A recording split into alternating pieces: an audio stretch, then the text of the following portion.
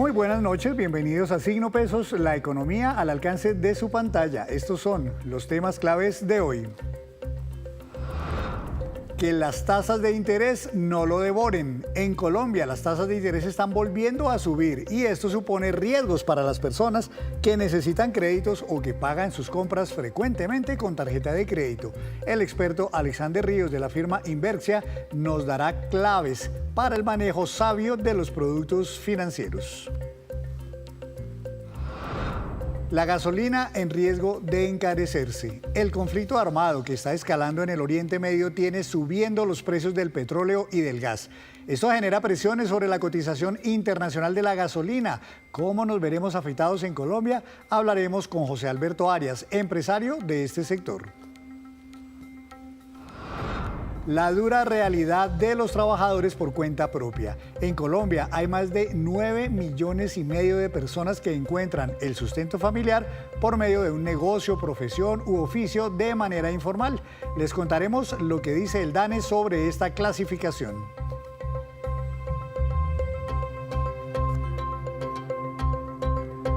Y comenzamos esta emisión de Signo Pesos hablando de las tasas de interés que de nuevo están empezando a subir en nuestro país. No solo las tasas de referencia del Banco de la República, sino las que cobran los bancos por prestarle a usted el dinero. Para entender las claves de todo esto, saludo a Alexander Ríos. Él es experto en educación financiera y fundador de la firma Inverxia. Señor Alexander, ¿cómo va? Bienvenido a Signo Pesos.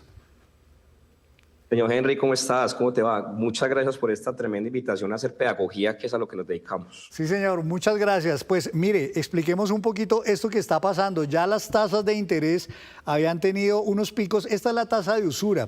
Había tenido por allá en el año 2023 un pico del 47%, bajó, pero en los últimos meses está comenzando a subir y esto tiene relación con las decisiones que está tomando el Banco de la República, que también está elevando la tasa de referencia, la pasó del 9,25 al 10,25 hace apenas un mes. ¿Esto es una tendencia que de pronto se va a mantener en el tiempo durante este año? Bueno, Henry, esa es una muy buena pregunta y yo creo que es importante que los colombianos entiendan el contexto general del por qué se mueven estas tasas de interés. Pero hay que definir primero la usura. Para que todos los que nos están viendo entiendan, la usura es 1.5 veces el índice bancario de referencia. Entonces, de ahí viene la explicación más importante, y es qué es lo que mueve la tasa o el índice de referencia de interés corriente del Banco de la República. Entonces, aquí entramos a todo el tema de las expectativas de inflación. No es coincidencia que en el 2023, cuando tuvimos la inflación supremamente alta, pues la usura obedeciera a ese movimiento, entendiendo que en el sentido en que el Banco de la República va ajustando sus tasas de interés, va presionando el costo del dinero a través de justamente el interés y eso va presionando la tasa de usura al alza. Es importante, antes de tomar cualquier decisión de consumo, entender qué tipo de consumo estamos haciendo. Lo mencionaste en el principio, consumo de crédito, libre inversión, consumo de bajo monto o inclusive si nos estamos financiando en las microfinancieras, son 3 tasas de usura diferentes que existen en la economía colombiana. Claro, pues tal vez la más cercana, la más conocida para los colombianos es la que afecta directamente productos financieros como por ejemplo las compras con tarjetas de crédito. ¿Por qué normalmente, Alexander, las tasas de interés que cobran en una tarjeta de crédito son más altas que, por ejemplo, un crédito de libre consumo o de libre inversión? Tiene que ver con la accesibilidad y la posibilidad de tener la liquidez en el instante. Hay que entender que, a fin de cuentas, el servicio de liquidez o el servicio de crédito de consumo nos da la capacidad de solucionar algún problema, alguna emergencia de corto plazo o, ya sea, tener un consumo también de corto plazo. Hay que entender que algunos bancos exoneran, inclusive está muy regulado en Colombia, el hecho de que consumos a una cuota no tienen interés. Más no quiere decir que eso no tenga un efecto de largo plazo, por ejemplo, si usted tira un consumo a 2 o 3 cuotas. Entonces es importante que los colombianos entiendan esto. Ahora bien, en la medida en que el Banco de la República ajusta tasas, lo más lógico es que el crédito se encarezca, sin importar si es de bajo monto, alto monto, si es hipotecario. La lógica habla de un encarecimiento vía inflación, vía expectativas inflacionarias y todo eso. Hay gente que cree que el cupo que tiene una tarjeta de crédito es como si fuera platica adicional que tengo esta quincena. O sea, estoy limitado con lo que son mis ingresos salariales, pero echan mano inmediatamente de la tarjeta de crédito como si fuera una plata que no les vale. Eso, ya, digamos, de por sí ya es una pésima educación financiera. Bueno, yo creo que decir que es una pésima educación financiera está muy asociado al tabú que tenemos con el uso del crédito. Es posible que, por ejemplo, Henry, encontremos la posibilidad de ganar puntos, millas y otro tipo de bonificación por el uso del crédito a una cuota, lo cual sería, digamos, aprovechar justamente un producto de crédito a favor del consumidor. Pero si, como lo indica en la premisa, pensamos que es una plata extra que nos sobró, ahí empezamos mal, porque lo que vamos a hacer es justamente ir chutando la pelota para adelante con el apalancamiento financiero, y si algo está mal en las finanzas personales de un hogar o de una persona es empezar a tomar crédito cuando la tasa está supremamente alta. Creo que empezamos la conversación por el lado correcto al decir que las expectativas de inflación están subiendo y con eso el Banco de la República va a encarecer el crédito de todos los colombianos. Entonces es un llamado a que consumamos con mucho criterio de aquí para adelante. Alexander, una decisión que uno tiene que tomar en el momento de pensar en pagar una compra con tarjeta de crédito es a cuántas mensualidades difiero yo esta compra. Hay gente que indiscriminadamente manda todo a 24 cuotas, a 12 cuotas, a 36 cuotas, pero digamos, ¿cuál sería el ideal realmente a la hora de pagar una compra con tarjeta de crédito? Bueno, señor Henry, importantísimo ese dato. Dice la teoría de las finanzas personales que no deberíamos financiar el consumo corriente o el consumo de corto plazo a más de una cuota, cuando este consumo no representa un tipo de inversión o un tipo de activo financiero que nos vaya a generar algún rendimiento. Entonces, si llevamos eso a la conversación cotidiana, la mayoría de las compras que hacemos con tarjeta de crédito, y me incluyo, deberían ser a una sola cuota para aprovechar el tema de los puntos y las millas como les contaba. Ahora bien, hay que tener mucho cuidado. Muchas personas lo que hacen es un adelanto de la tarjeta de crédito. ¿Qué es un adelanto? Tienes un cupo y lo que haces es adelantar saldo y lo puedes retirar por un cajero. Mucho cuidado con ese tipo de movimientos ahora en época de tasas altas, puesto que ese movimiento los bancos lo difieren automáticamente a 12 meses. Entonces, la respuesta es muy simple. Si hoy por hoy la tasa de interés de consumo, de libre consumo o de consumo corriente es del 25.5% en este momento, en este mes, pues usted va a terminar pagando un 25.5% de más a final del año 2026 sobre esa financiación que tomó a través de un adelanto de su tarjeta de crédito. Entonces, la invitación es a que consumamos simplemente con más criterio y tengamos en consideración que los intereses están altos y que la expectativa es que sigan aumentando. Ahora que usted menciona este tema de los avances en efectivo, alguien me decía una vez que no hay peor decisión que uno pueda tomar con una tarjeta de crédito que caer en el famoso carrusel. Y es que cuando yo estoy endeudado, saco de aquí un avance en efectivo para pagar esta tarjeta de crédito y luego saco de esta que acabo de pagar un avance en efectivo para pagar esta otra. Dicen que eso es la peor decisión, ¿no? Eso es una bola de nieve, pero en tu contra, de esas que te empiezan a perseguir el resto de la vida. Mucho cuidado, eso se llama jineteo de deuda y es cuando una persona toma una deuda con tarjeta de crédito y saca otra tarjeta para ir cubriendo. Esto tiende a empeorar en dos sentidos. Uno, tapar deuda con deuda no va a solucionar el problema. Y dos, cuando las tasas de interés empiezan a subir, quiere decir que estás solapando una deuda con la otra a un costo mayor. Eso termina siendo una horca financiera para las familias y lastimosamente en Colombia hemos visto que eso ocurre muchísimas veces. No en vano, por ejemplo, temas como la ley de insolvencia para persona natural tiende a subir muchísimo y el principal producto que lleva a la insolvencia a las personas, curiosamente, es la tarjeta de crédito y los créditos de libre consumo de alto monto. Alexander, yo creo que una buena educación financiera empieza por determinar cuántas tarjetas debería uno tener. Hay gente que pareciera que fuera coleccionista de tarjetas de crédito porque las tiene todas. ¿Cuántas debería tener uno? ¿Hay, digamos, una clave, una forma de uno saber cuántas realmente uno debería tener? Las tarjetas de crédito, Henry, son un producto financiero. Usted puede tener cuantas tarjetas de crédito quiera y no quiere decir que las tenga que utilizar todas al mismo tiempo, ni tenga que apalancarse todas en simultánea, ni que va a pagar una con otra. Cada tarjeta en Colombia ofrece, digámoslo así, beneficios financieros en millas, en ahorro, en redención de puntos, en viajes, en sorteos. Algunas cobran cuota, otras no. Yo creo que los colombianos, desde unas finanzas sensatas, deben acercarse a los bancos, entender el producto financiero y escoger el que más les beneficie. Algunas personas viajan mucho, entonces Por ejemplo, una tarjeta que les dé millas les va a servir muchísimo. Otros les gusta redimir puntos y ahorrar plata en compras a fin de año. Les pueden servir esas. A todos en general nos sirve que no nos cobren cuota de manejo, pues entonces busquemos esas. Yo creo que se trata más de encontrar la suela de tu zapato más que coleccionar, como dices tú, tarjetas de crédito. Y aunque hoy la entrevista era básicamente para hablar de buen uso de tarjetas de crédito, quisiera hacerle una última pregunta sobre los créditos en general, créditos de consumo, créditos de libre inversión, microcréditos. ¿También igual hay que tener cuidado en esta época en que las tasas de interés están subiendo? Claramente, como les mencioné hace un momento, existen tres tipos de tasa de usura en Colombia. Está una que está asociada al consumo corriente, que es la de las tarjetas de crédito que estamos conversando. Está uno sobre las tasas de consumo de bajo monto y está otro sobre las tasas de microcrédito. Estas últimas son de las tasas más elevadas que existen en la economía colombiana y lo que hace es que muchas veces, si bien ofrecen liquidez a los pequeños emprendedores, ese mismo costo de interés puede ocasionar que un emprendedor se vea en época de alto interés, se vea a gatas para corresponder el pago de ese crédito.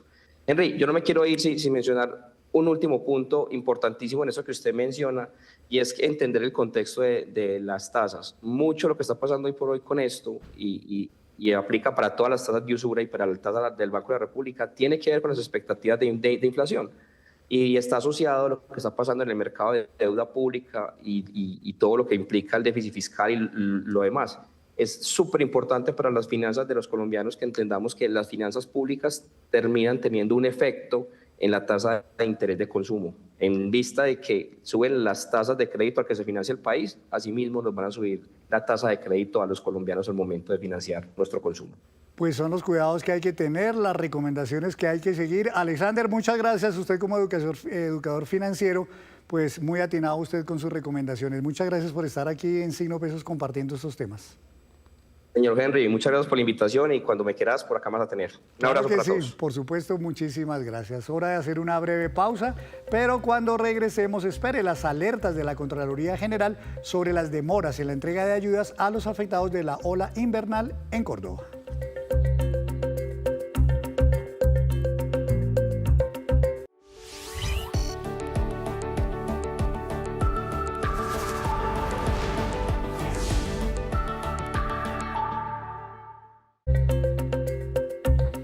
Gracias por mantenerse conectado con Signo Pesos. En los últimos 2 meses, muchos colombianos quedaron sorprendidos por algo que no es usual, las rebajas en el precio de la gasolina. Pero esto podría estar llegando a su fin a raíz del impacto que está teniendo la guerra en Oriente Medio. Saludo al doctor José Alberto Arias, él es empresario y vocero de estaciones de gasolina. Buenas noches, bienvenido a Signo Pesos, señor Arias. Buenas noches, Henry. Un saludo para usted y para todos los seguidores de Signo Pesos de Caracol. Pues veníamos muy contentos nosotros con el tema de las rebajas de la gasolina y nos sorprendió esto que está pasando en Oriente Medio y es el conflicto a raíz de los ataques de Estados Unidos con Israel. Esto se está escalando y está generando un montón de problemas con los precios de los hidrocarburos. Antes de hacerle las preguntas, señor Arias, quisiera invitarlo a que veamos una nota que hicimos precisamente sobre esas tensiones, esos problemas que está ocasionando en el mundo con los hidrocarburos este conflicto en el Medio Oriente. El conflicto que está ocurriendo al otro lado del mundo no es un problema ajeno para nuestro país y por el contrario puede golpear el bolsillo de los colombianos. La escalada de la guerra en Medio Oriente sigue encareciendo el petróleo y el gas a nivel mundial y eso se traduce en que el precio de los combustibles a nivel internacional también suben. Parte del problema está en el estrecho de Hormuz, que es una zona clave y funciona como si fuera un peaje mundial por donde pasa el 20% del petróleo y gas que se consume a nivel global. Si esa ruta se bloquea del todo, el suministro de hidrocarburos se reducirá y cuando hay menos petróleo y gas disponible, el precio sube como está ocurriendo en este momento. El precio del barril del petróleo Brent de referencia para Colombia ya está en $83 con un incremento de 7,20% y los contratos para negociar el gas natural en Países Bajos aumentó 45%. Lo que debemos esperar es que el precio mundial se impacte, inclusive también el precio del gas que se negocia en esta región del mundo, precisamente por esa menor disponibilidad de gas natural licuado que va a haber. Colombia está importando gas y esta alza de precios nos afectará. Colombia importó en enero el 21% del gas y por lo que se consumió, y por lo tanto, si hay un incremento del precio del gas a nivel internacional, pues se puede ver impactado el precio del gas al interior. Sobre el aumento del precio del petróleo, las finanzas de Ecopetrol y de la Nación pueden mejorar porque Colombia exporta crudo, pero el precio de los combustibles al público en general puede subir, generando mayor costo de vida. Pudiera los precios de referencia afectar el cálculo de los precios del diésel y de la gasolina, afectando de alguna manera, si no bien al ciudadano de manera directa, si las finanzas del Estado en el Fondo de Estabilización o en la posibilidad real de disminuir más el precio de la gasolina. Expertos consideran que si el conflicto continúa, el barril del petróleo podría acercarse a los $100. Pues señor Arias, mire usted el riesgo de que el petróleo llegue a $100, ya hoy alcanzó a tocar por ahí 85. Yo me imagino que una noticia de estas no genera estrés y preocupación solamente en los gobiernos o en las empresas petroleras, sino en quienes estamos al final de la cadena, como somos ustedes como distribuidores en las estaciones de gasolina y nosotros como consumidores por ser conductores de un humilde carrito. ¿Es así? Así es, Henry. En enero tuvimos alineados los astros, teníamos petróleo Brent, de referencia Brent, a bajo precio, teníamos tasa de representativa a bajo precio, teníamos los biocombustibles también bajando, pero hoy ya con esta situación en Oriente, pues obviamente el precio del petróleo ya está por el orden de los $83, y eso, como lo decían los analistas, efectivamente tiene un impacto muy fuerte en materia de, digamos, de los derivados del petróleo, en materia de biodiesel, en materia de gasolina corriente y de gasolina extra, que pueden tener unos incrementos si el precio del petróleo sigue subiendo considerablemente. Pues mire, doctor Arias, hace cerca de un mes o algo así, el gobierno nacional decretó una rebaja en el precio de la gasolina corriente de 500 pesos. Y apenas este fin de semana entró en vigencia otra rebaja de estas de otros 500 pesos. De manera que ya tenemos rebajas por 1.000 pesos y el precio promedio del galón de gasolina corriente en una estación está en cerca de 15.070 pesos. Estas noticias tan buenas, digamos, tan positivas para quienes tienen un carro, ¿creería usted, doctor Arias, que podrían estar llegando a su fin si pasa esto de que los precios del petróleo y en consecuencia de la gasolina a nivel internacional sigan subiendo? Digamos que todavía tenemos un margen, Henry, todavía tenemos un margen de acuerdo al superávit que tenemos en el Fondo de Estabilización de Precios. Hasta antes de, digamos, de iniciar este mes de marzo, teníamos alrededor de 2.500 pesos de superávit. Por eso el gobierno determinó que a partir del 1 de febrero bajaran otros 500 pesos en el precio de la gasolina. Ahí todavía hay un colchón. Estos cambios en los precios por esta geopolítica y por esta crisis que se genera en estos países que son exportadores de crudo y que digamos que por esta franja se comercializa un porcentaje muy alto de crudo para el mundo, pues obviamente tiene unas repercusiones, pero no son inmediatas, Henry.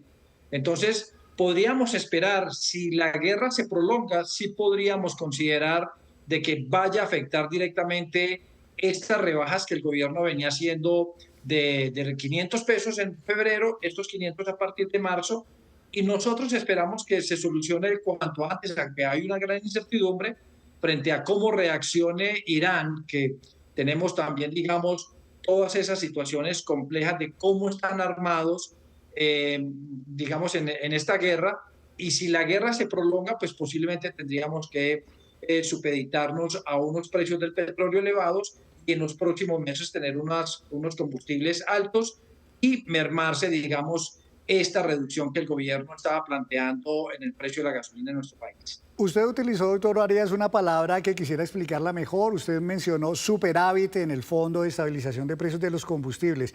A ver si le entiendo y si estamos hablando de lo mismo. Se venía diciendo que el precio en Colombia de la gasolina debería estar, o llevarlo, el gobierno lo quería así, hasta el precio internacional. Resulta que no solo llegamos al precio internacional, sino que nos boleamos, como dicen, y teníamos ya era un sobreprecio de cerca de 3.000 pesos. Esos 3.000 pesos de más que estábamos pagando es lo que el gobierno ha empezado a desmontar, ya de eso desmontó 1.000. Ahí es donde usted dice que todavía queda un colchón de 2.000 pesos para que se hicieran rebajas adicionales. Así es. Desde enero del año 2024 ya habíamos equiparado el precio internacional de la gasolina. Es decir, lo que los colombianos estábamos pagando frente a nuestro punto de referencia, que es el Golfo de México en Houston, en Estados Unidos. Entonces, desde enero del 2024 hasta diciembre de este año, tuvimos, digamos, ese superávit. Veníamos pagando más los colombianos por la gasolina y llegamos a tener 3.000 pesos de un costo superior al precio internacional. De tal manera que el gobierno dijo, hombre, sí, sinceremos las cifras, aquí hay un superávit, vamos a devolver esa plata de manera gradual, empezando con el mes de febrero, tal y como se hizo, y ahora en marzo, que volvimos a tener, digamos, estos 500 pesos, con lo cual se demostró efectivamente que la reducción en el precio de la gasolina aumentó el consumo de los colombianos y por lo menos lo que fue enero tuvimos un descenso en las ventas, pero febrero, que tuvimos el descenso de los 500 pesos, pudimos notar que hubo un incremento de más de 6 millones de galones de gasolina vendidos, producto de ese descenso en el precio de la gasolina. A pesar de que febrero siempre es un mes que es un poco atípico frente a los otros meses del año, porque solo son 28 días, Henry. Claro, pero entonces aquí viene un inconveniente también, y es que si la idea es equiparar precio nacional con precio internacional, eso podría ocurrir por dos vías. La vía de las rebajas que están haciendo, pero si los precios internacionales se disparan, pues sin necesidad de rebajar, nos vamos a encontrar con el precio internacional. O sea, ciertamente sí hay un riesgo para que eventualmente se nos esfumen estas posibles rebajas adicionales que uno podría anticipar. Hay un riesgo, pero yo reitero, Henry, esto no se traslada de manera inmediata en el precio interno de los combustibles en Colombia. Esto tiene una formulación especial. Entonces, hay que esperar que esta guerra no se prolongue, que no pase más de 8 o 10 días esta guerra en Medio Oriente. De tal manera que si se prolonga más y digamos, se escala el conflicto, ahí sí podríamos tener una situación muy compleja porque los analistas afirman de que el precio del petróleo podría llegar hasta los $100, inclusive hay otros que manifiestan que podría llegar incluso a los 130, 140 dólares de prolongarse esta guerra en Irán, que recordemos, es el tercer productor de petróleo en el mundo y las reservas mucho más, digamos, el tercero país del mundo que tiene reservas probadas de petróleo. Entonces, es una situación muy compleja y sobre todo porque por el estrecho de Hormuz es por donde sale todo el petróleo y el gas que va básicamente pues a Oriente, pero también va a otros digamos, países del mundo. Entonces es una situación muy compleja y de mucha incertidumbre, Henry. Claro, entonces habría, digamos, preocupaciones frente al futuro de los precios de la gasolina, eventualmente también frente a los de la CPM, ¿no? Porque pues en la CPM no han desmontado todavía subsidios y si se encarecen los combustibles, pues va a haber un problema todavía mayor con esos subsidios que se otorgan a la CPM. Claro, es que los productos valiosos que salen de la refinación del petróleo, pues está la gasolina extra, la gasolina de aviación, la gasolina corriente, está el diésel. Entonces, todos estos productos valiosos, si el precio del barril de petróleo sube en el mercado internacional, va a tener una afectación muy fuerte, digamos, sobre todos los consumidores, los tiquetes aéreos, el transporte de carga, el transporte de pasajeros, los colombianos que utilizamos la gasolina, obviamente vamos a tener unas repercusiones fuertes en el precio. Yo reitero, si este conflicto escala, se prolonga mucho más de lo que tiene pensado el presidente Donald Trump, que habla de que esto tiene que ser rápido. Pues doctor Arias, gracias por las explicaciones. Ojalá nada de estas cosas que tanto alarman al mundo no pasen y que por el contrario sigamos teniendo tranquilidad con los precios de los combustibles en Colombia. Doctor Arias, gracias por estar aquí en Signo Pesos. Claro, hoy tenemos una situación, Henry, y lo último es que el incremento del precio del petróleo favorece las rentas del país a través de la estatal petrolera, pero pueden afectar, digamos, a los consumidores con los precios altos de la gasolina si la gasolina sigue subiendo. En Estados Unidos ya subió a $3.11, el $3,11 el promedio de la gasolina en Estados Unidos. O sea, ya tuvo un incremento por lo menos de 20 centavos de dólar. Claro, porque allá no tienen subsidios, entonces allá sí se mueve casi que a diario según varíen los precios internacionales. Casi cada 8 días hacen la variación, nosotros esperamos, digamos, el mes. Doctor Arias, muchas gracias, muy amable por las explicaciones. A usted, Henry, y un saludo cordial para todos los televidentes. Gracias, doctor Arias. Y de la gasolina pasamos a otro tema porque las demoras en la entrega de ayudas que aún permanecen guardadas en bodegas o la presencia de aguas estancadas en zonas inundadas de Córdoba prendieron las alertas de la Contraloría. Este organismo de control fiscal está pidiendo a la Unidad de Gestión del Riesgo redoblar esfuerzos para que las ayudas finalmente lleguen a los más necesitados. La Contraloría General de la República encendió las alarmas tras los primeros hallazgos del seguimiento a los recursos destinados para atender la emergencia en el departamento de Córdoba. El organismo de control advirtió que Gestión del Riesgo aún no ha aclarado en qué están comprometidos 2,6 billones que aparecen como disponibles en su presupuesto para la atención de las emergencias. En su más reciente visita al territorio, la entidad también evidenció una situación crítica en varios municipios como Cereté, Lorica y San Pelayo, en donde permanecen aguas estancadas bajo las cuales vegetación, cultivos, ganado y fauna silvestre ya entran en estado de descomposición. Ante este panorama, la Contraloría advierte que es urgente instalar sistemas de bombeo que permitan evacuar el agua y facilitar el retorno de las familias afectadas. Una preocupación que pudimos sentir directamente en el territorio, y es que muchas de las aguas que están presentes en esas inundaciones ya no tienen forma de drenar naturalmente por la topografía existente. Entonces creemos que la forma más rápida de poder solucionar el problema es utilizando sistemas de bombeo. Otro de los puntos críticos tiene que ver con las ayudas humanitarias, ya que según el organismo de control, gran parte de los insumos permanecen almacenados en bodegas y deben ser entregados con mayor rapidez a 81.114 familias afectadas en municipios del departamento de Córdoba. Nos parece que la bodega de Montería tiene suficiente material y suficientes ayudas como para poder establecer un plan muy urgente de entrega, de tal manera que la presencia de materiales en esa bodega no sea tan voluminosa y más bien ya estén en poder de los damnificados. Finalmente, la Contraloría también lanzó una advertencia sobre algunas decisiones que se estarían tomando en el departamento sin sustento técnico, como la presunta orden de eliminar diques y compuertas en zonas inundadas de Córdoba, una medida que según el organismo de control podría generar afectaciones mayores. Y escuche esto, en Colombia está bajando el desempleo y subiendo el número de personas ocupadas, pero muchos de ellos son personas que buscan el sustento en un negocio por cuenta propia, es decir, vendedores informales, negocios pequeños en la casa, profesionales que abren una oficina, pero no pagan salarios ni generan empleos adicionales. De estas personas clasificadas como trabajadores por cuenta propia, hay más de 9,5 millones en el país. Mi compañera Luisa Polo habló con varios de ellos para conocer esa realidad.